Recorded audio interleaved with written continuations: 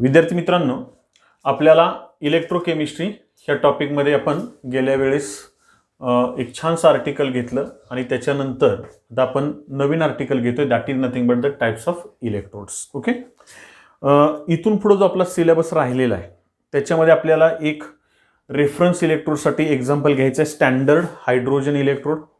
त्याच्यानंतर आपल्याला galvanic sale किंवा व्होल्टाइक सेलमध्ये घ्यायचं आहे number first one, that is nothing but the Leclanche cell, dry cell. Number next one lead accumulator, then after that the fuel cell. म्हणजे एवढं जर का आपण हे पूर्ण केलं तर मग आपल्याला हा सिलेबस आपला म्हणजे हा टॉपिक आपला कंप्लीट होईल. ओके, ॲक्च्युली आता हिथून पुढे जे आपले आर्टिकल्स घेणार आहे का नाही, ती आर्टिकलचा आपण अभ्यास करताना काय करायचं, तर पहिली गोष्ट एक लक्षात घ्या, नंबर फर्स्ट वन आपण त्याची डायग्रॅम घ्यायची. ओके, नंबर सेकंड वन तर त्याचं काय घ्यायचं, तर कन्स्ट्रक्शन घ्यायचं. लक्षात येतंय का बघा. Number third one, that one is nothing but the working of that cell, या you can say that is the cell reaction या electrode reaction. ठीक आहे. नंबर फोर्थ पॉइंट काय घ्यायचा, तर that one is nothing but the representation of that electrode या that cell. and number fifth one, and it is nothing but the EMF of a cell, या you can say that is nothing but the electrode potential of a cell. आता या 5 points मधून आपल्याला जायचं आहे. म्हणजे उदाहरणार्थ समजून चला, तुम्हाला मी आता एकाच वाक्यात सांगतो, कदाचित क्वेश्चन असा येईल की explain the construction and working of. लक्षात घ्या, 3 मार्क्ससाठी असेल किंवा 4 मार्क्ससाठी असेल. Explain the construction and working of number first one standard hydrogen electrode. Second question असेल explain the construction and working of dry cell. Number next one explain the construction and working of lead accumulator. लक्षात येते का बघा. किंवा आणखीन एखादा प्रश्न असा असेल, explain the construction and working of fuel cell. हे जरा थोडेसे मोठे प्रश्न आहेत जे आपल्याला सेक्शन डी मध्ये विचारले जातात. ओके, 4 मार्काचा जो आपला सेक्शन डी आहे का नाही त्याच्यामध्ये याच्याशी रिलेटेड आणखीन याच्यामध्ये शॉर्ट कोर्स आपल्याला क्वेश्चन्स विचारले जातील, पण आपण सी 1 बाय 1. मग आता आपल्याला ह्या 5 पॉइंट्स मधून जायचे. पहिल्यांदा एक लक्षात घ्या, काय करायची, त्याची डायग्राम. नंबर नेक्स्ट, डायग्राम जर आली तर तुम्हाला कन्स्ट्रक्शन लिहायला काहीच अवघड नाही, कमीत कमी एक 3-4 सेंटेन्स आपण कन्स्ट्रक्शनची लिहू शकतो. वर्किंग म्हणजे त्याची सेल रिएक्शन, जर इलेक्ट्रोड असेल तर इलेक्ट्रोड रिएक्शन येईल, सेल असेल तर ऑक्सिडेशन रिडक्शन मग नेट सेल रिएक्शन येईल. त्यानंतर त्याचं रिप्रेझेंटेशन जर दिलं असेल पुस्तकात तर लक्षात घ्या. आणि लास्ट वन मात्र हे आपल्याला महत्वाचं आहे, EMF of a cell. So C 1 by 1. आता आपल्याला काय करायचंय, आपल्याला टाइप्स ऑफ इलेक्ट्रोड्स घ्यायचे. C first one, actually the electrodes can be classified into 2 types. Number first one is called as the reference electrode and second one is called as the that is the indicator electrode. Okay, आता reference electrode म्हणजे नेमकं काय, indicator electrode म्हणजे नेमकं काय, याचा जर विचार करायचा असेल तर गेल्या व्हिडिओमध्ये आपण EMF सिरीज घेतलेला आहे. लक्षात येतंय का बघा, EMF series and their applications. आपण इथं काही इलेक्ट्रोड्स असे लिहून ठेवले होते EMF सिरीज मध्ये, किंवा पुस्तकामध्ये तुम्हाला दिलेले EMF सिरीज ती पण बघा. आता त्याच्यामध्ये जे आपल्याला इलेक्ट्रोड्स दाखवलेत का नाही, त्या प्रत्येकाचं आपल्याला रिडक्शन पोटेन्शियल दिलेलं आहे. बरोबर आहे. म्हणजे आपण समजून चला, फॉर एक्झाम्पल झिंक घेतलं तर that is the reduction potential for zinc electrode is the -0.76. While the copper can be having the reduction potential 0.34 या 0.337 व्होल्ट. असे रिडक्शन पोटेन्शियल आपल्याला सगळ्याला दिलेले आहेत. त्याच्यामध्ये हायड्रोजनचं रिडक्शन पोटेन्शियल आपल्या लक्षात राहिलं पाहिजे, and it is nothing but the 0 volt या 0.0 व्होल्ट. ओके, आता ती जी रिडक्शन पोटेन्शियल दिली ना बाळांनो, त्या सगळ्यांची तुम्हाला माहिती आहे असं नसतंय. ऍक्च्युली आपण ते डिटरमाइन केलेले असतात. लक्षात येतंय का बघा. म्हणजे याच्यामध्ये हे जे 2 टाइप ऑफ इलेक्ट्रोड्स आहेत हे कशामुळे आहेत, तर that types of electrodes that is the reference electrode and indicator electrode which can B depends on the electrode potential of that respective electrode is either non or unknown. लक्षात घ्या, म्हणजे दिलेल्या इलेक्ट्रोडचं तुम्हाला इलेक्ट्रोड पोटेन्शियल हे माहिती आहे का माहिती नाही, याच्यावर तुम्हाला हे 2 टाइप्स आहेत, रेफरन्स आणि इंडिकेटर इलेक्ट्रोड. ओके, आता याच्यामध्ये नंबर फर्स्ट वन आपल्याला घ्यायचा आहे, and that is the reference electrode. See first one, what is the definition of reference electrode? The reference electrode is nothing but the electrode which have known potential. म्हणजे ज्याचं potential तुम्हाला already माहिती आहे. बघा मी काय म्हणतोय, लक्षात येते, ज्याचं पोटेन्शियल तुम्हाला माहिती आहे का नाही त्या इलेक्ट्रोडला काय म्हणायचं, रेफरन्स इलेक्ट्रोड. ओके.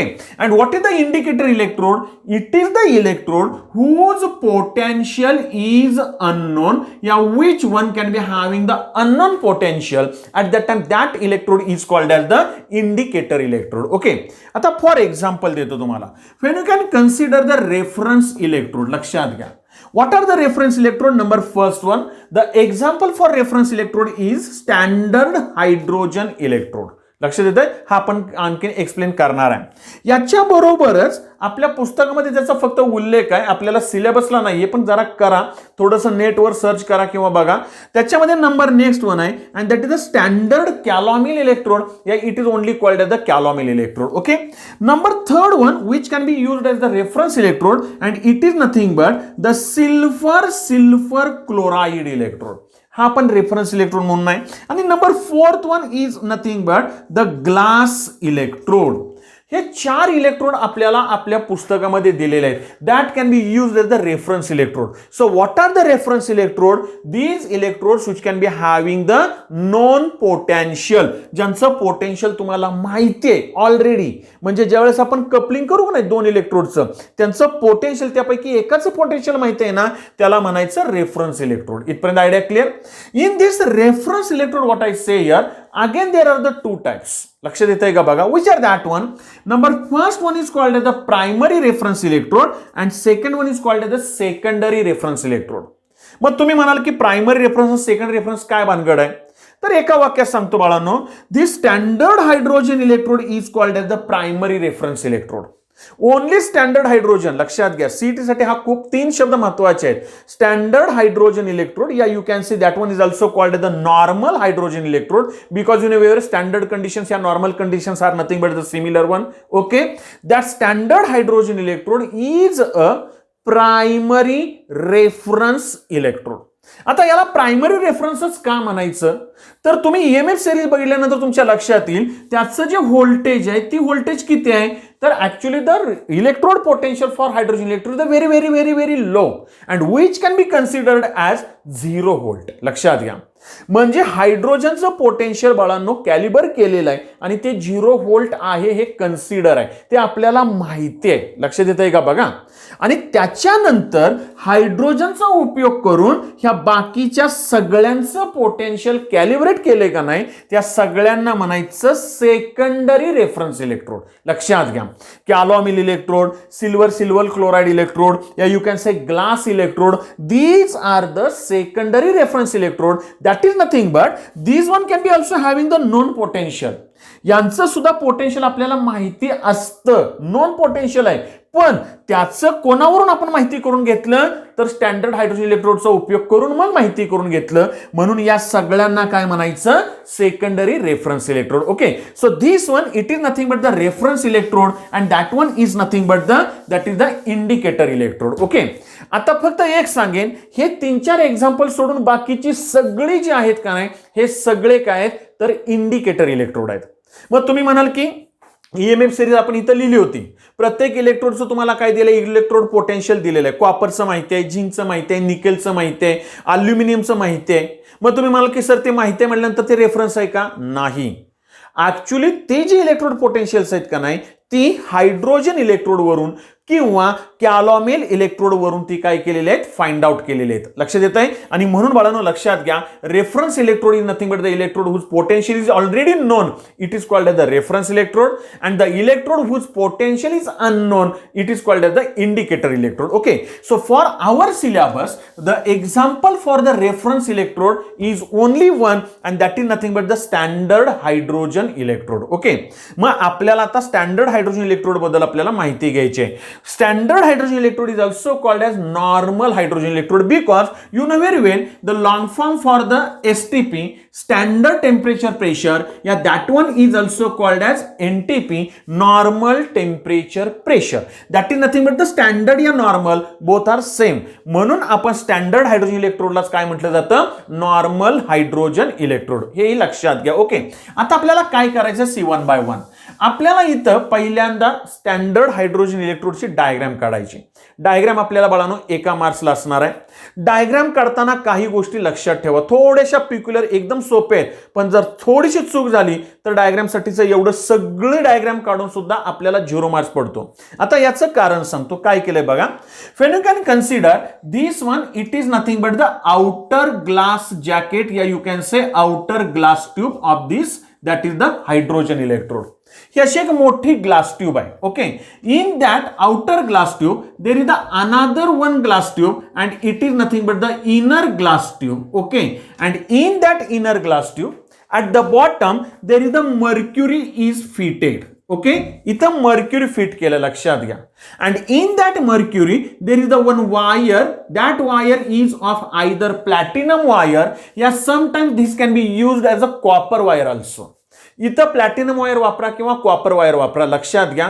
इथं दुसरी कोणती वायर वापरायची नाही. झिंकची नाही वापरायची, निकेलची वायर वापरायची नाही. का तर परत एकदा आठवण करून देतो, कारण झिंक, निकेल, कॅडमियम वगैरे हे EMF सिरीजमध्ये हायड्रोजनच्या खाली आहेत बाळांनो.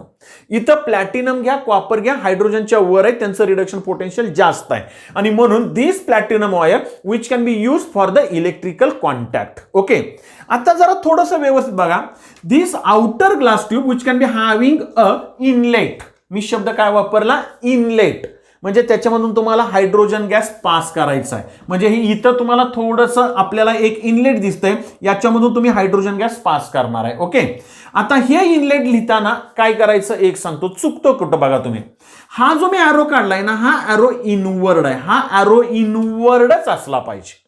म्हणजे इथं आपण काय दिलंय तर that is nothing but the inlet for pure and dry hydrogen gas at 1 atmosphere.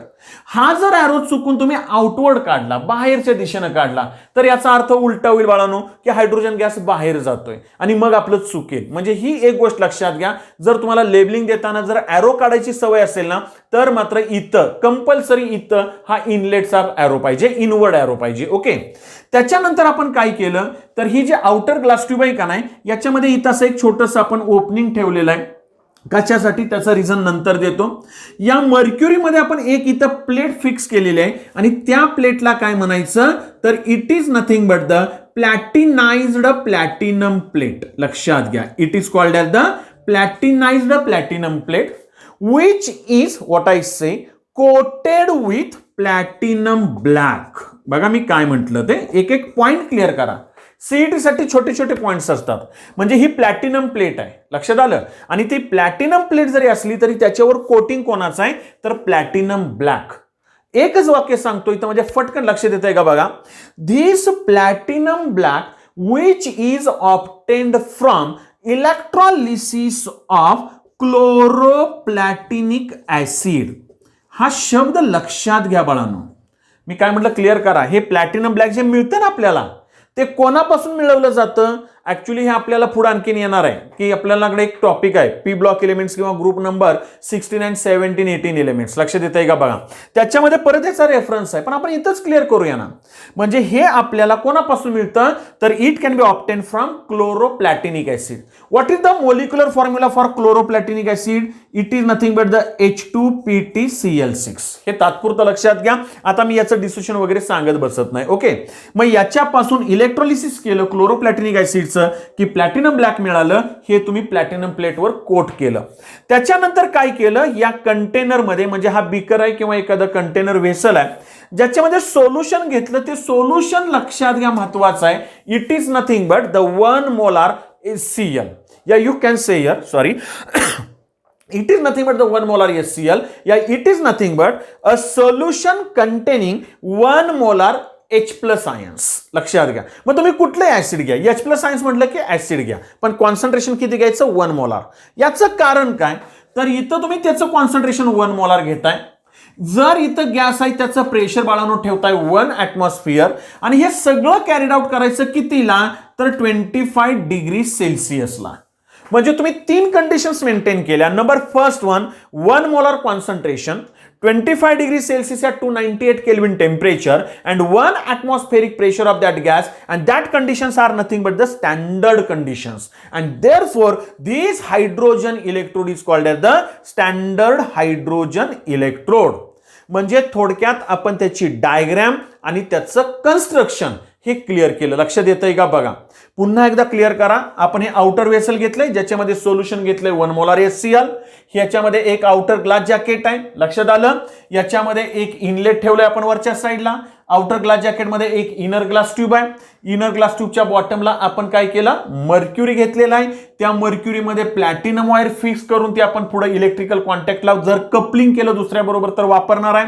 आणि त्याच मर्क्युरीमध्ये काय केलं, प्लॅटिनाइज्ड प्लॅटिनम प्लेट आपण फिक्स केलेली आहे, जी आपल्या HCl मध्ये पूर्णपणे काय झालेली आहे, डीप झालेली आहे. ओके, मग आता आपल्याला इथं घेतल्यानंतर पुढं आपल्याला त्याची काय घ्यायची बाळांनो, तर रिॲक्शन. संपलं काम, खूप सोपं आहे, लक्षात घ्या.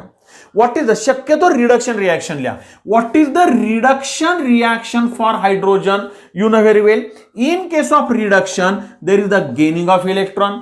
And if you can say here, the gaining of electron is nothing but there is the H plus ions which can be gains the electron and it can be converted to the hydrogen gas. Okay, so that one is nothing but this is the reduction reaction. But there are the two hydrogen atoms. Therefore, you can write here twice H plus 2 electrons gives H2. So this one it is the reduction reaction for hydrogen electrode, या standard hydrogen electrode. याला half marks असणार आहे, लक्षात घ्या.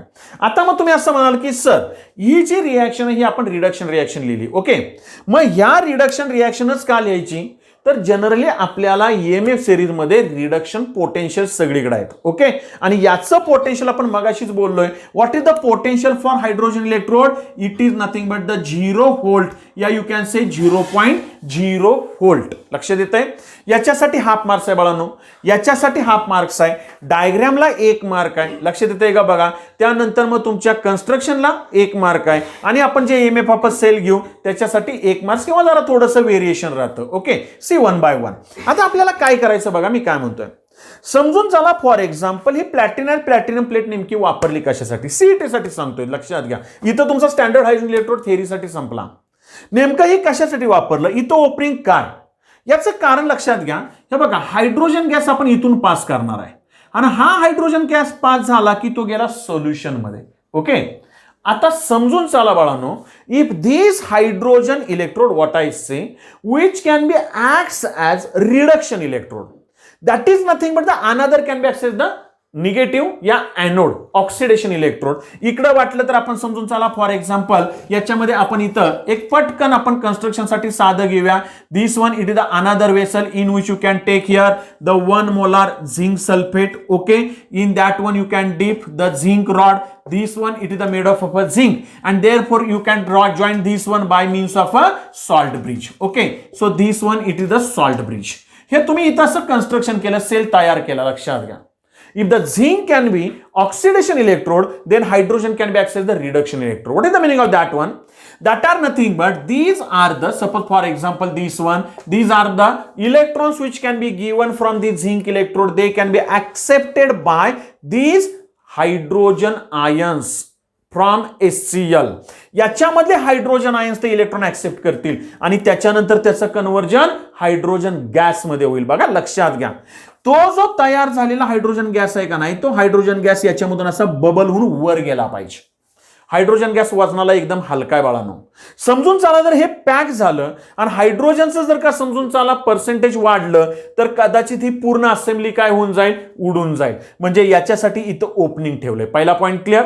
Number next point, इथं आपण platinum plate कशासाठी वापरली, तर एकच शब्द लक्षात घ्या. These platinised platinum plate which can be acts as good adsorbent. What I say, in 11th standard in surface chemistry you can be studied 2 definitions. Number first one is adsorbate and second adsorbent in case of adsorption. लक्षात येतंय का बघा.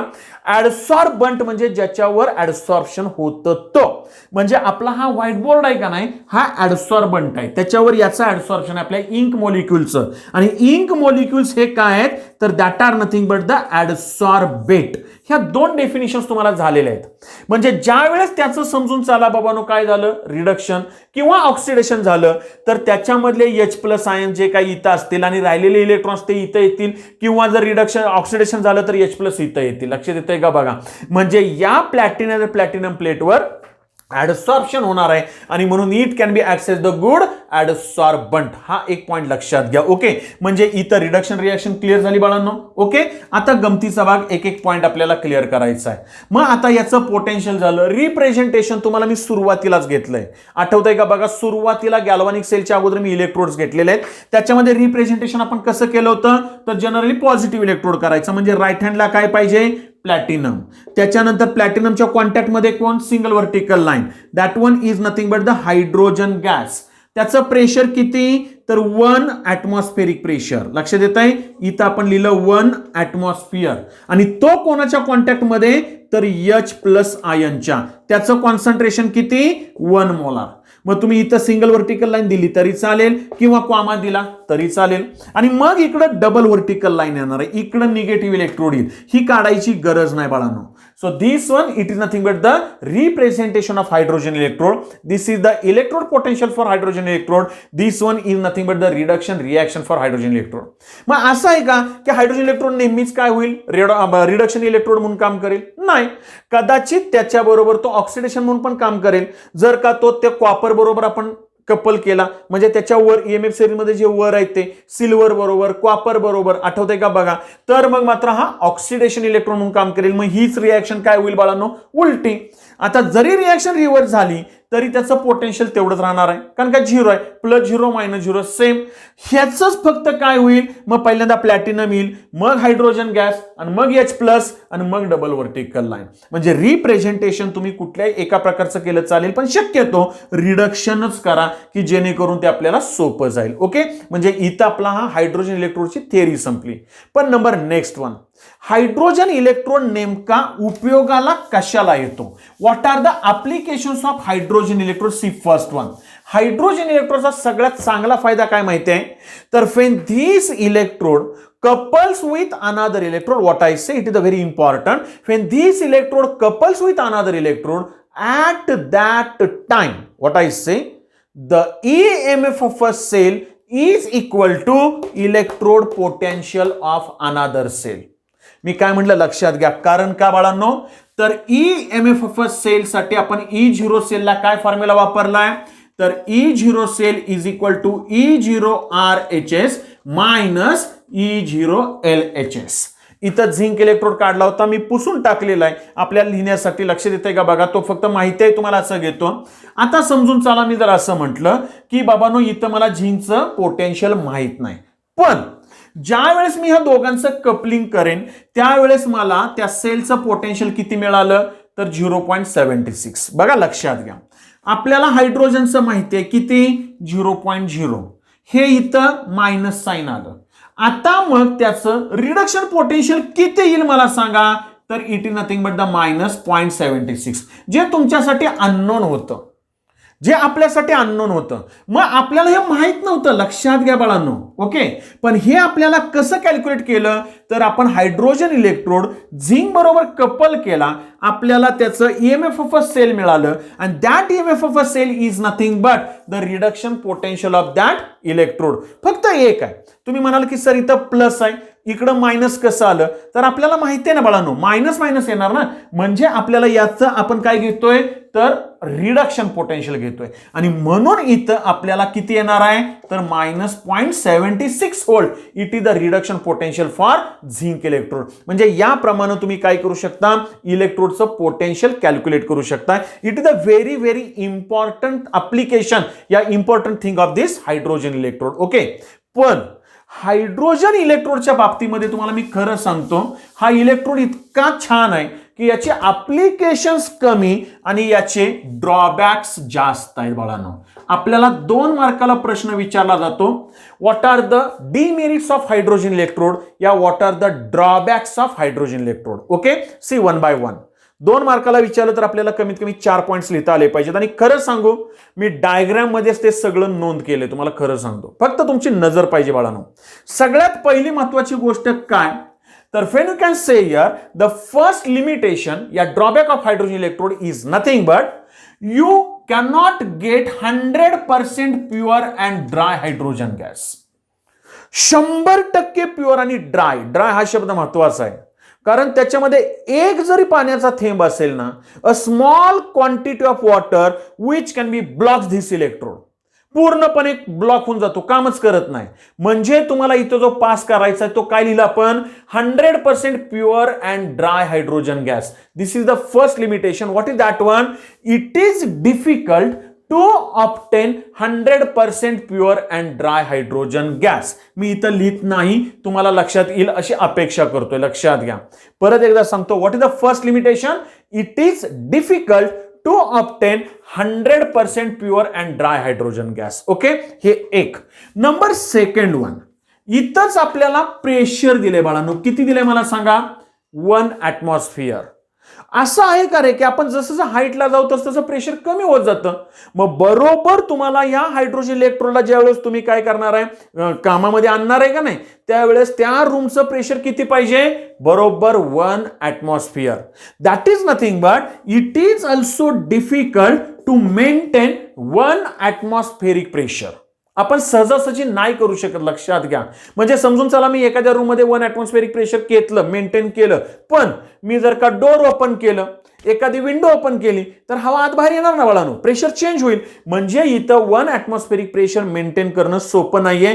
हा याचा दुसरा drawback आहे. लक्षात येतंय का बघा? म्हणजे first one, you can't get here the pure and dry hydrogen gas. And second one, it is difficult to maintain 1 atmospheric pressure. Which is the third drawback? See first one. आता जरा लक्ष द्या. इथं तुम्ही किती कॉन्सन्ट्रेशन घेतलं रे बाळांनो? 1 molar HCl. Friend, you can consider it is difficult, what I say, to maintain the concentration of that HCl as 1 molar. तुम्ही नाही करू शकत कॉन्सन्ट्रेशन 1 molar मेंटेन. का नाही करू शकत? तर मला एक सांगा, जर यानं रिडक्शन इलेक्ट्रॉन काम केलं तर तुम्ही रिएक्शन काय लिहिली? 2H plus 2 electrons gives H2. याचा अर्थ काय झाला की that are nothing but the H plus ions from this hydrogen, that is a HCl which can be undergoes the reduction and therefore the concentration of H plus ions can be goes on decreases. In this case that is nothing but the HCl. म्हणजे याच्यामध्ये H plus चं concentration कमी होईल. उलटा विचार करा, जर हा ऑक्सिडेशन म्हणून काम करतोय तर that H2 which can be undergoes 2H plus 2 electrons. असं झालं तर हायड्रोजन जो पास केलाय त्याचं कन्व्हर्जन H प्लस आयनला झालं. साहजिकच H प्लसचं कॉन्सन्ट्रेशन वाढलं बाळांनो. आणि जर H प्लसचं कॉन्सन्ट्रेशन वाढलं ना, तर तुम्ही मला एका वाक्यात सांगतो, त्याचं जर का ऍसिडिटी वाढणार आहे आणि H प्लस आयन कॉन्सन्ट्रेशन वाढलं की pH कमी होणार आहे. लक्षात घ्या. इथं जर तुम्ही H प्लस आयन्स कमी केले इथं रिडक्शनला, तर मात्र त्याचा pH वाढणार आहे. म्हणजेच थोडक्यात काय, तर या H प्लस आयनचं कॉन्सन्ट्रेशन आपल्याला मेंटेन करणं पॉसिबल नाहीये. हे सगळ्यात महत्वाचा त्याचा ड्रॉबॅक आहे. इथपर्यंत लक्ष देतंय का बघा. नंबर नेक्स्ट वन, आणखीन काय, समजून चला तुम्ही हे सगळं केलं, मेंटेन केलं आणि तुम्हाला वाटलं की हा इलेक्ट्रोड मी इथून उचलून दुसरीकडे न्यावा, तर मात्र ते पॉसिबल नाहीये. This standard hydrogen electrode is not handy, या इट कॅनॉट बी ट्रान्सपोर्टेबल. तुम्ही एका ठिकाणाहून उचलून दुसऱ्या ठिकाणी तो हायड्रोजन इलेक्ट्रोड नेऊ शकत नाही. तो एकाच ठिकाणी सेट करावा लागतो. म्हणजे ही आपल्याला लिमिटेशन्स माहिती असली पाहिजेत. आणखीन एक लिमिटेशन्स आपल्या माहितीसाठी सांगतो की it is difficult to prepare ideal platinised platinum plate.